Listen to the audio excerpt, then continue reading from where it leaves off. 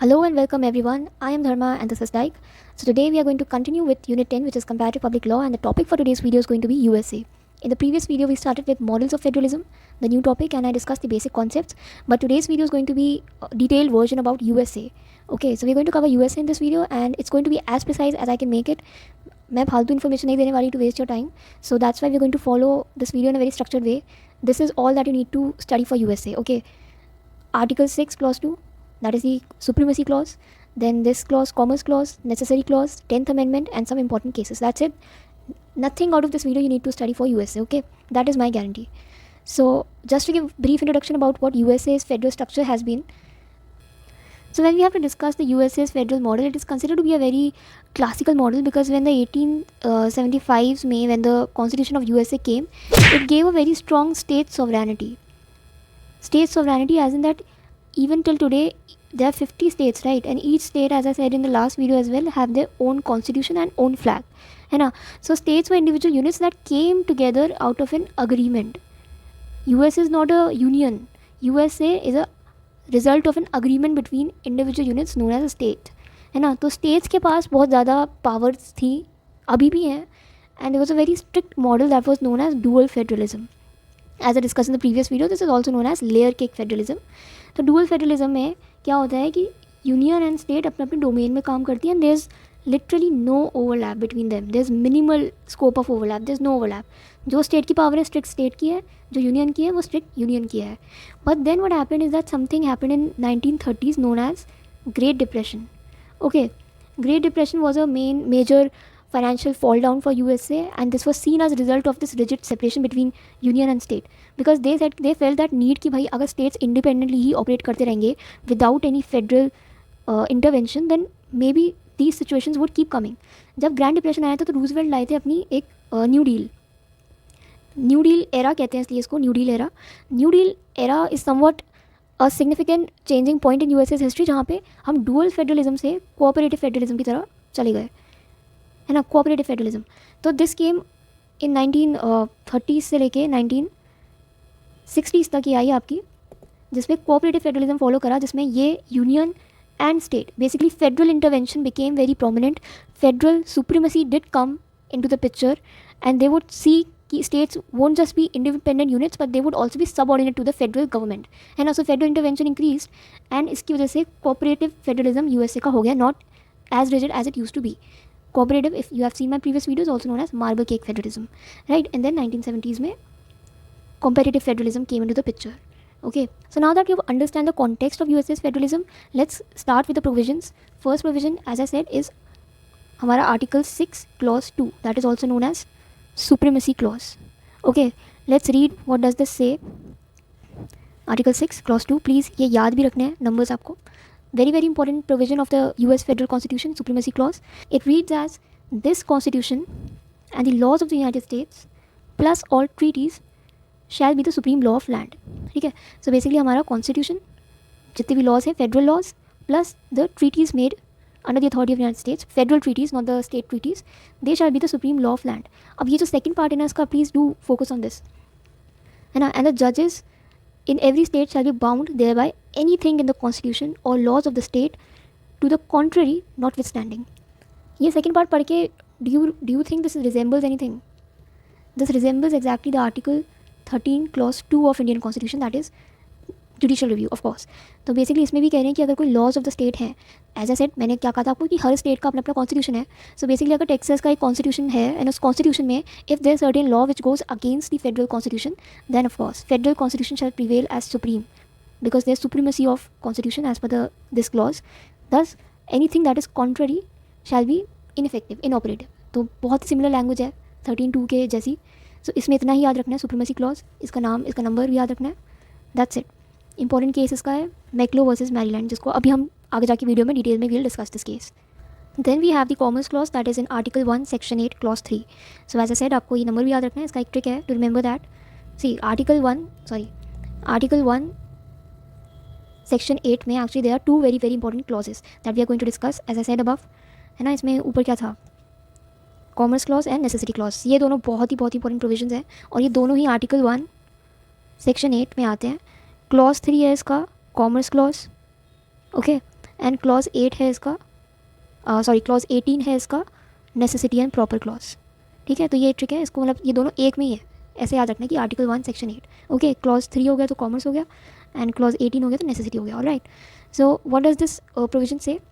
It says that Congress means हमारी federal government, Congress shall have power to lay and collect taxes and to regulate the commerce among several states, that means inter state commerce. ठीक है, so as per this clause जो भी inter state commerce है ना, तो Congress has power to regulate inter state commerce plus collect taxes. ठीक है, that's it. ये बहुत ही एक्सप्रेसली आपको मेंशन करा है कि भाई ये पावर जो है ये फेडरल गवर्नमेंट की है, दैट्स इट। ठीक है, अब इसमें क्या है, इसमें केस था यूएसए वर्सेस लोपेज, 1995 का ही केस है। What happened in this case is that एक स्कूल था एंड स्कूल के पास लोपेज नाम का एक बच्चा मिला जिसके पास गन थी, right. So now he was charged criminally under this act which was gun free school zones act which was passed by the union government, federal law था ये, एंड फेडरली इसको चार्ज कर दिया। अब बात क्या आई कि जब इनसे पूछा कि आपने चार्ज कैसे करा, टेक्सास में का केस है ये, टेक्सास के लॉज क्यों नहीं अप्लाई हो रहे, फेडरल लॉ क्यों अप्लाई हो रहे हैं गन फ्री जोन्स एक्ट के अंडर। तो बहुत ही मज़ेदार बात करी फेडरल गवर्नमेंट ने कहा जी कॉमर्स क्लॉज के under we are invoking this act. तो फिर कोर्ट ने पूछा कि कॉमर्स क्लॉज कहाँ से आ रहा है कि क्रिमिनली आप चार्ज करो, यहाँ पे कॉमर्स की तो बात ही नहीं आई है। तो उसने कहा, कोर्ट ने मतलब फेडरल गवर्नमेंट ने अपने को डिफेंड करते हुए बोला कि जी देखिए, अगर गन आएगी स्कूल में तो क्राइम होगा तो एजुकेशन नहीं हो पाएगी, है ना, एजुकेशन नहीं हो पाएगी तो बेसिकली हमारी जो फाइनेंसेस हैं और जो कॉमर्स है वो नीचे चला जाएगा, right. So that is why state की कॉमर्स ना नीचे हो, that is why to regulate inter state commerce we are invoking our power under clause 3 of article 1 section 8। तो कोर्ट ने कहा कि वाह क्या खिचड़ी पकाई है आपने, क्या बात करी है, very impressed, but no, because this is a very indirect nexus, this is very very indirect, ये जो आप कनेक्शन बना रहे हो। So before this decision commerce clause का जो एप्लीकेशन था ना use to be very broad कि हर जगह अप्लाई हो रहा है, but in this case they said कि नहीं, you can't apply this because it is too indirect, है ना। So this was held in this case that possession of the gun had only speculative effect on the interstate commerce, no direct effect. अब आप बस वो कह रहे हो, speculate कर रहे हो कि जी ऐसे कॉमर्स नीचे हो जाएगी, फाइनेंशियली हमें लॉस हो जाएगा, एजुकेशन नहीं होगी तो। So that is why it said कि आप अप्लाई नहीं कर सकते commerce clause, here the state laws must apply not the federal law. Why I keep saying that commerce clause is something that is expressly mention, मैंने हर बार stress करा है expressly mention कि भाई ये फेडरल की पावर है।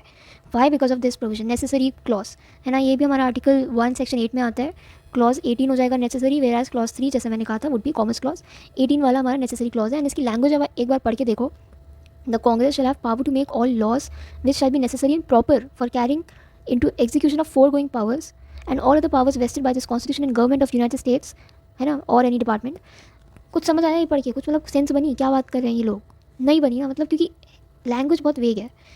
सिंपल इसमें मोटा मोटा ये कहना चाह रहे हैं कि जो पावर्स हमने यूएस गवर्नमेंट को, फेडरल गवर्नमेंट को दे रखी है एक्सप्रेसली कॉन्स्टिट्यूशन में, फॉर एग्जाम्पल हमारा कॉमर्स क्लॉज, अगर कॉमर्स क्लॉज को मेरे को एग्जीक्यूट करना है, for executing this commerce clause, for enforcing this commerce clause, this clause shall give certain powers to the federal government that may not be expressly mentioned in the constitution itself। Constitution में लिखा नहीं है फिर भी आप वो चीज़ कर सकते हो। Why? So as to enforce whatever powers are already mention in the constitution. ठीक है, तो आई नो अभी भी it's sort of confusing, but let's understand it with an example, that is McCulloch versus Maryland. बहुत ही important case है for UGC NET, and इसके अगर आपको थोड़े फैक्ट समझ आ जाएंगे तो ये जो नेसेसरी क्लॉज है वो भी आपको क्लियर हो जाएगा। इस केस में हुआ क्या था, अगर आप इसके फैक्ट्स देखें, इज़ दैट यूएसए की गवर्नमेंट ने एक बैंक खोल दिया, बैंक का नाम इन्होंने रख दिया जी the second bank of United States. ठीक है, द सेकेंड बैंक, ये इन्होंने बैंक खोल दिया और इसकी एक ब्रांच इन्होंने ओपन करी मैरीलैंड में। मैरीलैंड एक अपना इंडिपेंडेंट स्टेट है।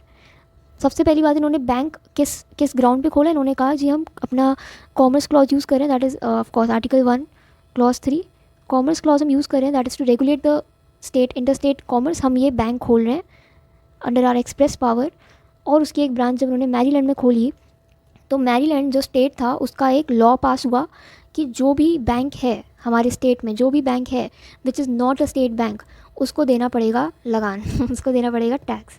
ठीक है, सो टैक्स दो अगर आप हमारे स्टेट में आ रहे हो। तो अगर आपने एक ब्रांच खोली है, भले ही फेडरल गवर्नमेंट ने खोली है, आप टैक्स दो हमें। ठीक है, लेकिन जो यहाँ का मैनेजर था उसने कहा किस बात का टैक्स दे भाई, हम तो नहीं देंगे टैक्स, बिकॉज हमारी तो पावर है ना गवर्नमेंट की, फेडरल गवर्नमेंट को पावर दी है कॉमर्स क्लॉज में, तो तुम कैसे कह सकते हो। तो उसने कहा मैरीलैंड ने कि भाई तो बैंक खोलने की पावर तो नहीं दी ना तेरे को, in your constitution is there any express power that you can open a bank, that federal government can open a bank, no such express power is mention in the constitution, right. तो court ने भी कहा कि जी Maryland तो सही है, लेकिन फिर जब सुप्रीम कोर्ट में केस आया तो Supreme Court gave a very interesting interpretation. Supreme Court said that fine, ठीक है, बैंक खोलना is not expressly mention in the US constitution, but at the same time because we have the commerce clause plus we have the necessary clause, तो necessary clause can be used to enforce the commerce clause, and उसी को enforce करने के लिए मैंने bank खोला अपना clause 18 use करके. बैंक मैंने नेसेसरी क्लॉज के अंडर खोला है, बिकॉज ये आपको अनइन्यूमरेटेड पावर दे रहा है. जो पावर मेंशन भी नहीं है वो पावर फेडरल गवर्नमेंट को मिल सकती है if they want to enforce a power that is specifically written, that is commerce clause. I know this is a bit confusing, but आपको यही अंडरस्टैंड करना है कि नेसेसरी क्लॉज जो है हमारा, that is sort of acting as a bridge between implied powers and express powers. Express powers जो आपको मेंशन है कि borrow money, taxes, declare war, है ना, एंड इम्प्लाइड पावर्स जो फेडरल के पास, फेडरल गवर्नमेंट के पास है बट कॉन्स्टिट्यूशन में मेंशन नहीं है, उसका सोर्स है हमारा नेसेसरी क्लॉज. इस क्लॉज से ही आपको वो पावर्स मिल रही हैं. जैसे बैंक खोलने की पावर, अगर मेरे को इंटरस्टेट कॉमर्स रेगुलेट करना है तो मेरे को बैंक खोलने की ज़रूरत है. सो मैं बैंक किसके अंडर खोल रही हूँ, इस क्लॉज के under. This is the source. Okay, so in this case as well court ने इसको वैलिड हेल्ड करा था. कोर्ट ने कहा था कि no, federal government need not to give any tax to Maryland का state. Why? Because commerce clause plus necessary clause will create a power to establish a national bank. ठीक है, तो इतनी ही क्वेश्चन समझनी थी. Let's not complicated further. So I hope necessary clause भी clear है, कॉमर्स क्लॉज भी क्लियर है. Then last on a list is 10th amendment that you need to remember. 10th amendment में बेसिकली अभी तक हमने देखा कि फेडरल सुप्रीमेसी थोड़ी चल रही है, right, because federal laws are superior in state laws. Federal government चाहे तो एक्सप्रेस पावर्स को यूज़ करने के लिए कुछ भी अपनी पावर बना सकती है, बैंक खोल सकती है, कुछ भी कर सकती है. बट यहाँ पे आता है थोड़ा एक balancing factor, that is 10th amendment. So 10th amendment we just need to understand, not the verbatim, don't read the verbatim, we just need to understand is that residuary powers का concept जो है वो India में भी है, right. Residuary powers, residuary powers क्या होता है, दैट बेसिकली हमारा जो 7th शेड्यूल है दैट सेज कि some powers are with centre, some powers are with state, and we have the concurrent list as well. But जो powers are not lying on either of these, है ना, if there some power that is power X and वो तीनों में नहीं आ रही है, तो सच रेसिडरी पावर्स एज पर 248 I think would go with centre. जो भी पावर है that is not expressly mention in the constitution, ना ही किसी शेड्यूल में, ना ही किसी लिस्ट में, so that is known as residuary powers and they go with centre.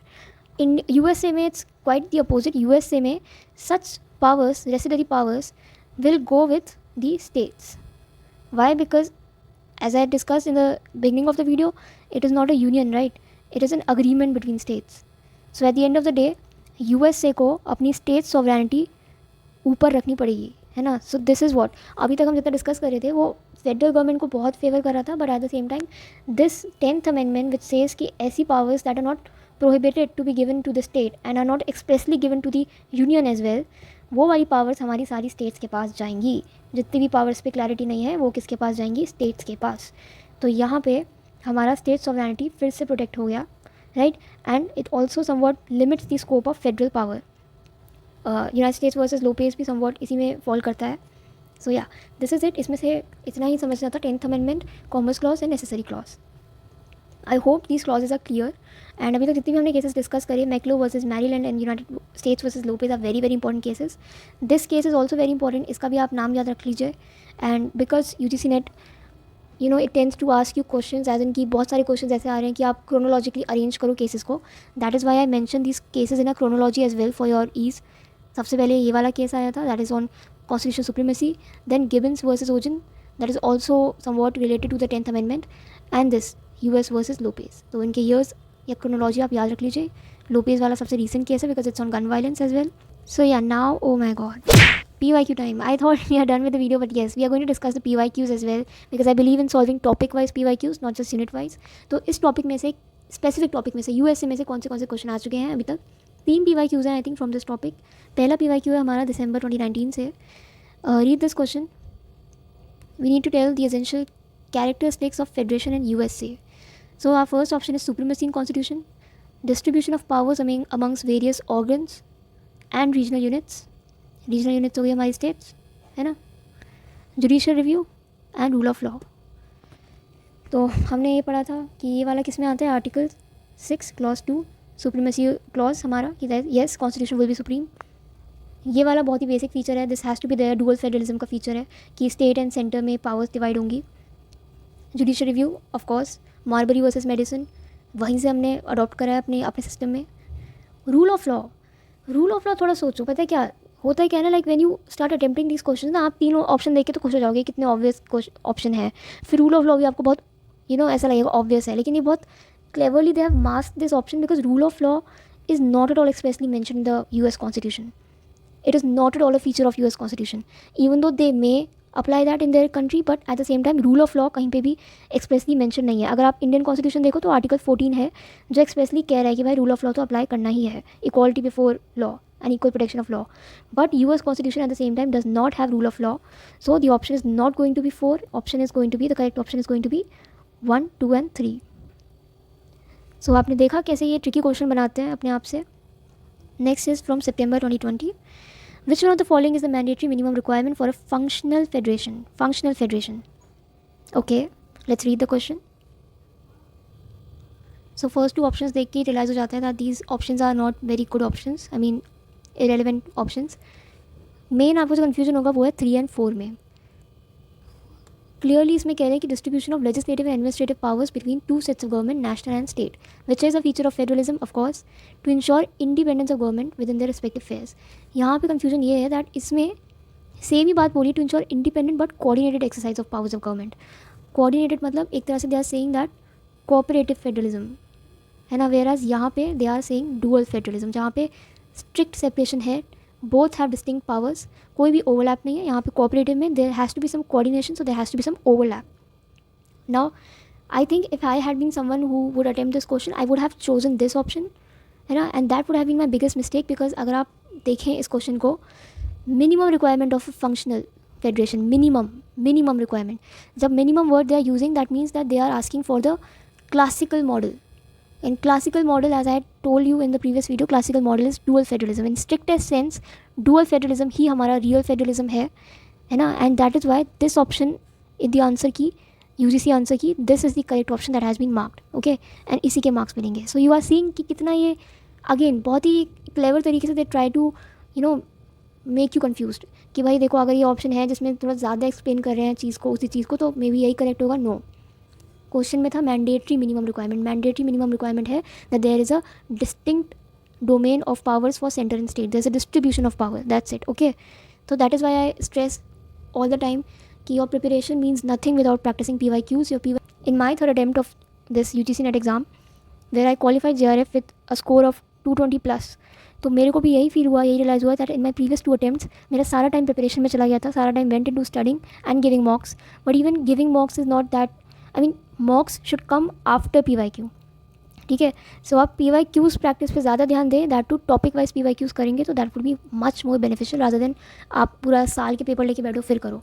So do purchase some book, I can recommend certain books जो topic wise PYQs करती हैं, वेयर एज मेरी वीडियोज़ में भी आप PYQs देख सकते हैं topic wise. Okay, moving on to the next PYQ that comes from November 2021। इसमें क्या है, which of the following statements are correct. Okay, Canada हमने अभी पढ़ा नहीं है, but let's see the option. In Canada, the federation was not a voluntary union but was imposed by an act. Okay. In India, the Act of 1935 created autonomous units forged into federation. Okay. ये वाला option देखो, American Union was formed by voluntary agreement among a number of sovereign states. इसलिए मैंने शुरू में कहानी गाई थी, आपको लगा होगा कि क्या टाइम वेस्ट करिए, बट ये बेसिक कॉन्टेक्स्ट समझना इसलिए ज़रूरी था बिकॉज अमेरिका में it comes out of voluntary agreement.